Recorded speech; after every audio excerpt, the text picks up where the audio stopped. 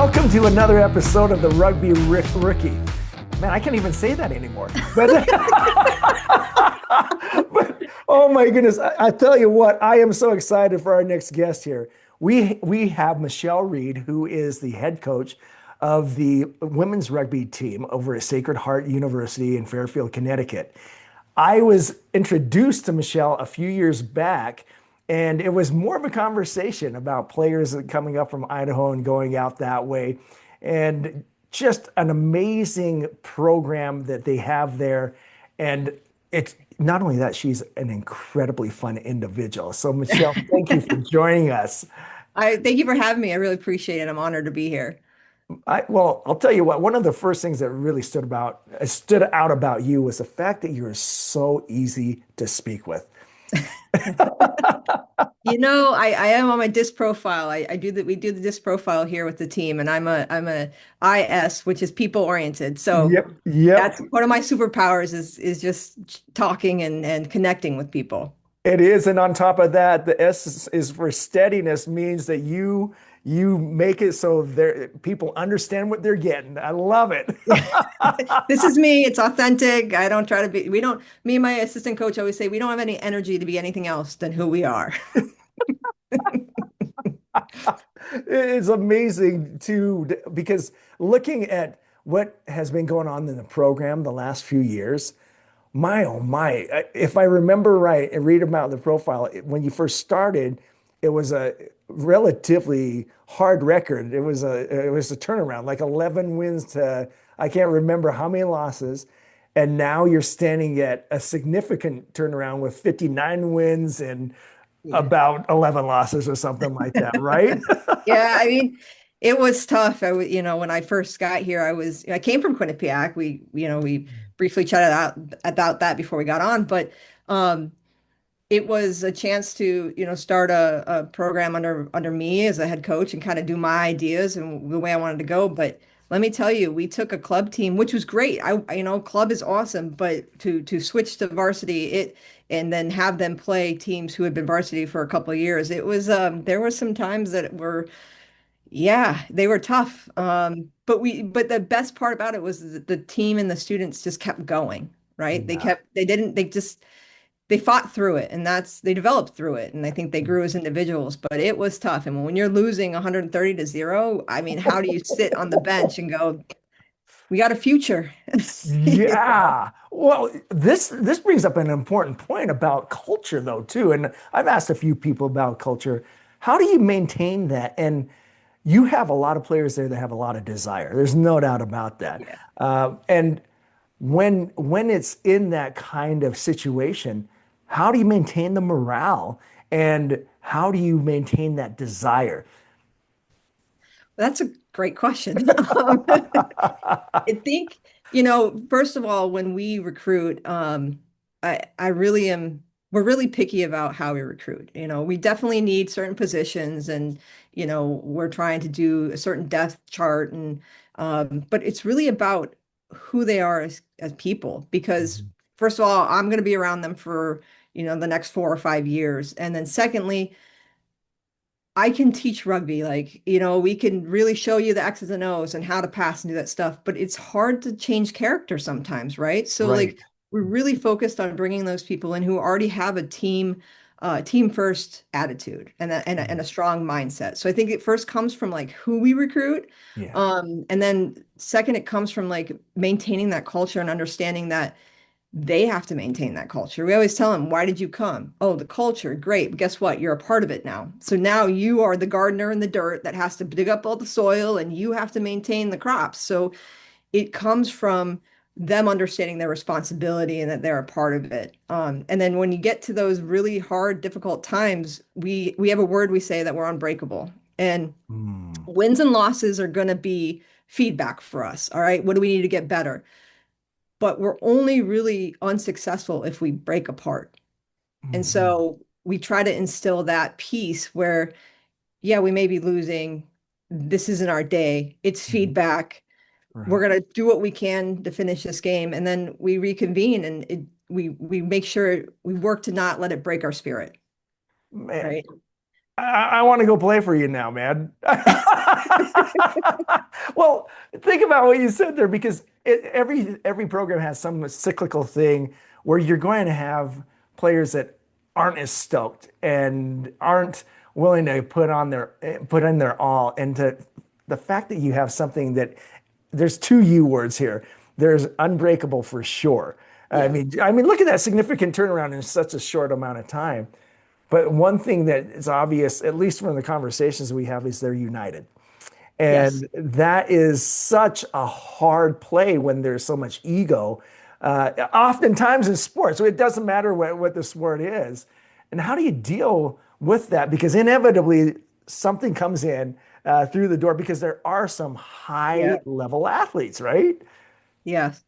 Those are multiple conversations that it's more about, actually me and Sal, again, my coach, my Right. assistant coach, we had a conversation today about buy-in, right? So like there are Yeah. certain individuals that come in and they're bought in. And then there's other individuals that take multiple meetings and conversations organically. It's not always like come in and sit down with me. It's all right after practice, hey, how was that? And just having multiple conversations with them and instilling our beliefs and at the same point enforcing those standards. So like someone who might not be as humble as I want them to be, you may not be playing right away for me. And I'll have that conversation. Like we need a selflessness that happens, right? We're a team sport. It's not an I, it's not an individual, it's a team. And there's some morals and values that we really stick to. And for me, my coaching philosophy, it doesn't go away. Those standards don't go away.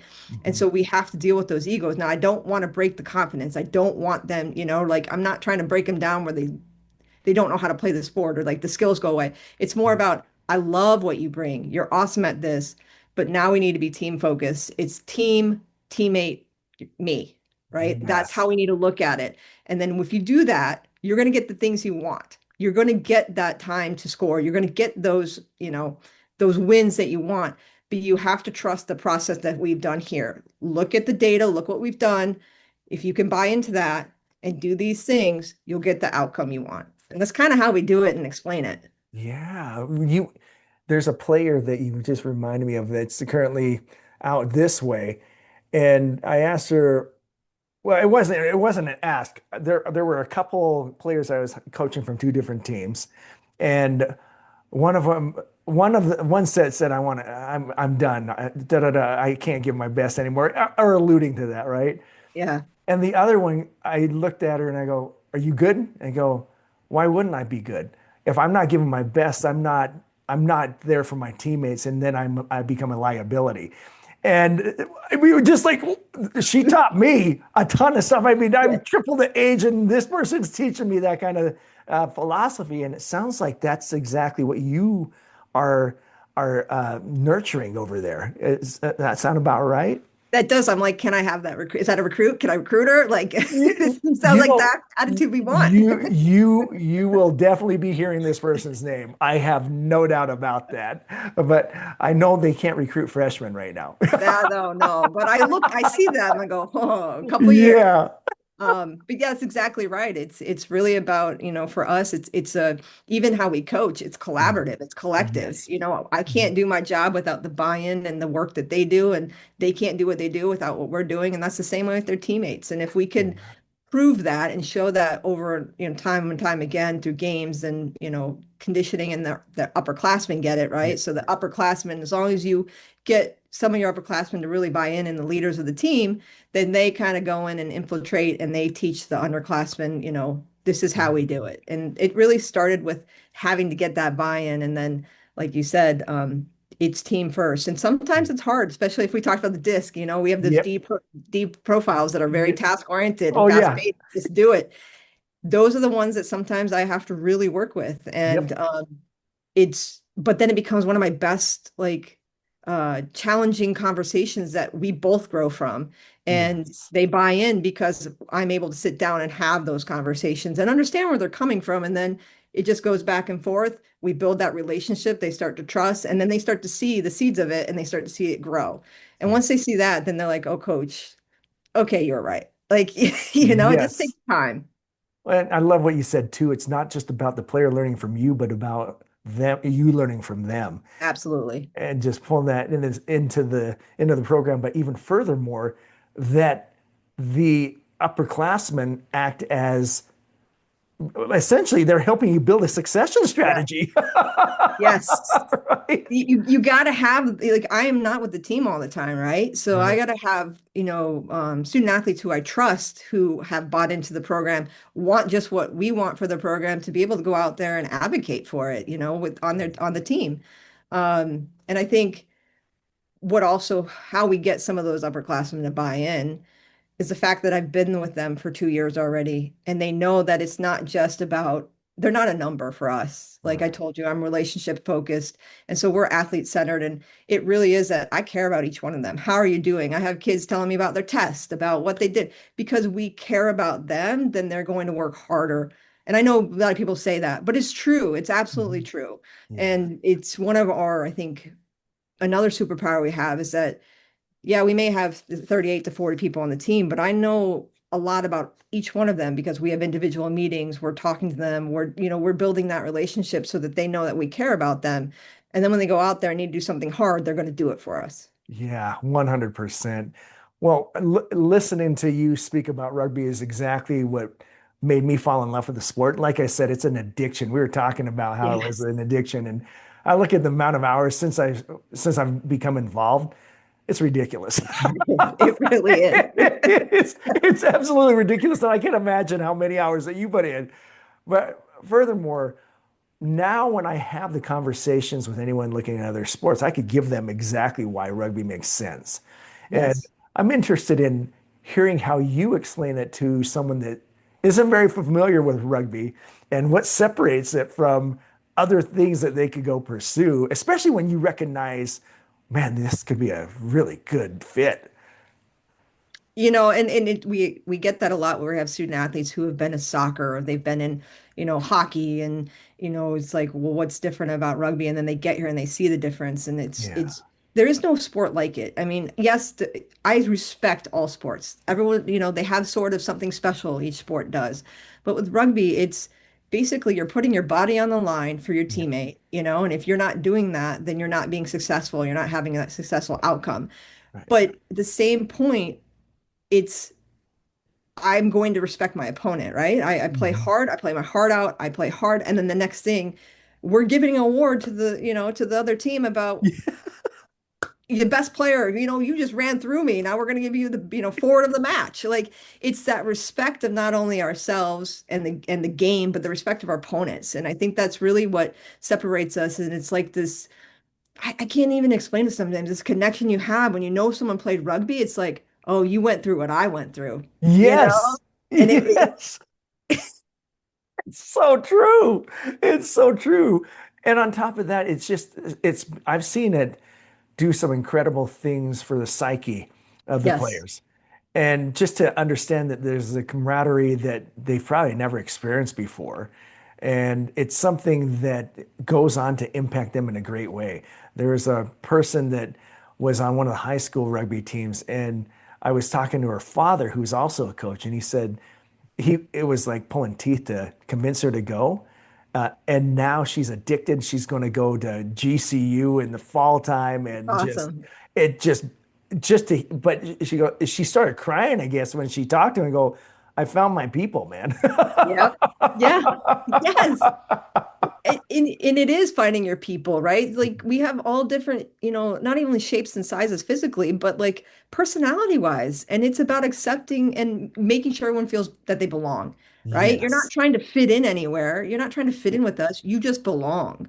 And Yeah. that's what, that's part of the team culture here too, is like, I want you to be authentic. And if you're authentic, you're going to play better. And then if you're authentic, you're going to belong. We're going to accept you, and that's what you need in the rugby community, because it is a sport where, I'm not, no offense to football, but I'm not bringing on another line to play attack. Like, you're going to Yep. run with the ball, and the next second you got to make that tackle, right? So Yep. it's like you got to do it all. You got to know all those skills. And I think there's a cool thing about having to do that, right? Like Yep. you're a piece of every part of the game, and every part of the game is a competition. It's a contest. A scrum's a Yeah. contest. A lineout's a contest. You know, Yes. those things make it such a like unique sport that the ball can change hands. I think that's why it's so fun to watch, right? It's not even so fun to play. It's just so fun to Yeah. watch Yep. because of Yep. those unique things. Oh, you just gave me goosebumps when you said something. You said, you just belong. Yeah. It's not about fit. You just belong. And I'm looking at all of the kids that have fallen in love with the sport, and even those who didn't end up playing for the long haul, and they could say that same thing. It's a very unique, unique sport, and I wish everyone would be able to do that. But just the other thing that came to mind is in coaching some of the boys, you start to recruit linemen and they look Yeah. at you and go, "You mean I can score too?" Right? Like their dreams have come true. Like I get the ball. You mean I could pound and I can go and score? Yeah. Well, I got to ask you with other sports, what's one of the funniest things that you've ever seen from a person that just joins the sport? Oh, let's see. I mean, I have seen someone like run backwards, you know, like go the wrong way on the field. I'm trying to think of what I've seen them, um, I, oh, yeah, I think part of it's like also understanding the tackle form too. Yeah. Like that Yes. you'll have them like come out and they're like, "Wait, I do what?" Like, and they just don't Yeah. understand, and it's this weird, awkward like hug, and it's like, no, no, no, you need a hit, and then you're driving, and they're like, what? And then they fall to their feet, and just fall down instead of any. It's just that weird, it's just the learning curve of understanding it. But those things are fun. They're fun to watch, but it's also like, don't do that again. It gets Yeah. dangerous. Like, don't do it. It's so It's a, true. um, It's so true. but I'm trying to think of what else. Like we've just had, we've had some like I had a really good she was an ice hockey goalie and she Uh-huh. found rugby through a friend and she became this really good fullback Right. wing and Right. just the things that she would think of or try to do and I mean think about an ice hockey goalie. They're like Yeah. splaying everywhere and like and it was just fun to watch her like take those skills and and then the speed of ice hockey. Like I find ice Oh ice yeah. hockey players are really fast. So when they come over to Yep. the sport and you can see the way they run, it's Yeah. like they're skating. And they've just been it's a great sport to transition to rugby from because then now for women they're not able to check and then they come Yeah. to rugby and like I gonna hit. Oh heck yeah, Yes. I'm gonna hit. Yeah. What I So and love that's about it, well, and to your point, I could do this, I could do that, and it's funny because you look at even wrestlers when they get there and just like this is a perfect marriage of everything I've been learning, man. yes, Right. yes. Oh my goodness. I must admit there are some fun things because especially when they come in for football, when Oh they yeah, I cross bet. the try line and they're spiking the ball. Yes, yes, they're just like no, you gotta touch it down to the ground, pressure. Yes. So, it's so funny. And for the audience that might not understand in rugby, you actually have to touch the ball on the Oh, pressure. ground Yeah. whilst, yes, pressure on the ground. Spiking means it's basically a turnover, called a Yes. knock. Oh my gosh. Well, since we love this sport so much, what do you think is necessary for it to continue to grow? And I mean, that's been my a burning question for myself and a bunch of other people that love the game too. Matter of fact, that's what we're talking down at the university that my kid's at right now at a camp. So Yeah.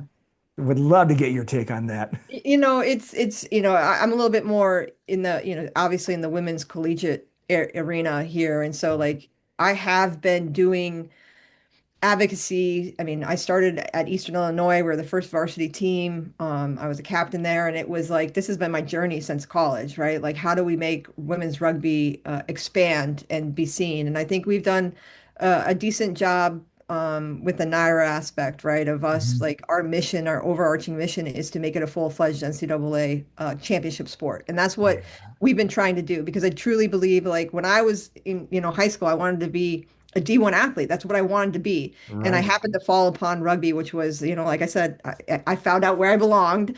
Um, And I want that. And I think as we start to continue in my arena of developing it, it's some of the things like we've done here is when we had like women's in sport, girls and women's in sport national day event here, we Oh, go out as a team and you have all the women's sports out on campus and you invite all the community and the kids come and they oh, try out your sport and you kind of throw the ball around and it's a team doing it. So it's very interactive. And what happens, we actually have a recruit that's coming who came from that. Like oh, no she way. found it through this, and then she ended up playing in a high school near me, near college, with one of my alumni who coaches that high school team. She became a captain, and now she's going to be on our team next year. And she found it through that little community outreach, right, of a National Girls in Sports Day event. And I think Yeah, it's like those continuing things, but there is no magic answer to this, yeah, Maurice. It's yeah, very hard.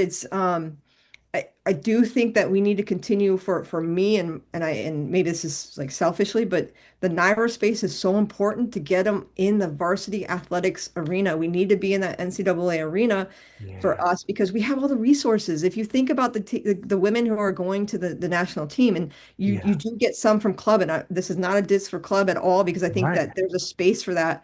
But for us, we have full-time strength conditioning, we have full-time coaches, we have full-time nutrition and athletic trainers, and you really get all of those resources here. And if we can get more teams at that level, I think you're going to see the game grow. I mean, one of the things my sport administrator says is like when you go play big time schools, so like we beat Cal Berkeley at some point in a tournament. Well, Right. it's different because at that time they were club and we were varsity. So no one understands that outside the rugby world. But athletics and administration sees it as us beating a really big school, a big name Yeah. school. Yes. And Yeah. so as that continues, that's what, our athletic administrative sees and they see the success in it. So for me, it's really about it's that mission to get to 40. Like we Yeah. got to find a way to get 40 teams to be sponsored through the school. Then Yeah. you're giving full-time careers to people like us who are Yep. addicted to rugby. Yeah. You're giving women the chance to grow and develop with the best resources they can get and to continue up into the national path if that's what they want. Now, Yeah. that's just specifically siloed into, women's rugby for me, but I really think it starts with some of that outreach. But we're so stretched, right, Maurice? Like so much of us Yes. spend our hours doing rugby stuff. When I Mhm. went to a WR game because I have like six kids playing in the WR, and I talked to Jessica, the I believe the president of a WR, and I was like, "What can I do to help?"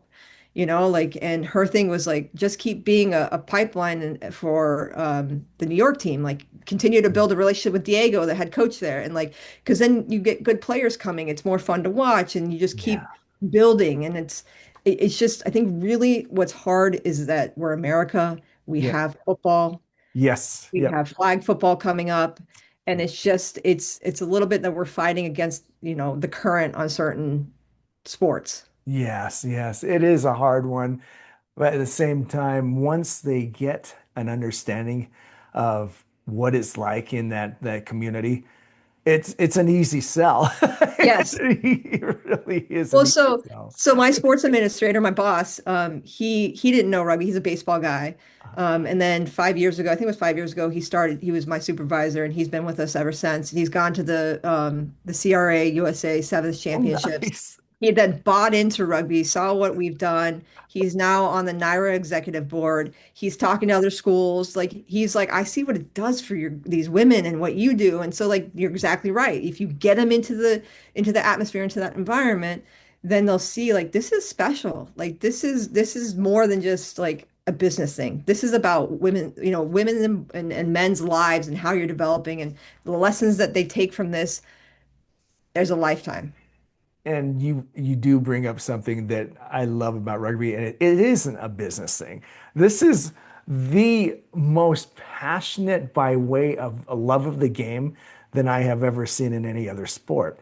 I have a kid in soccer, love it. Have them in basketball, have them in cross country and all that. And it's just special. And unless you get involved, you just don't know that. And I know people make the argument of every other sport like that.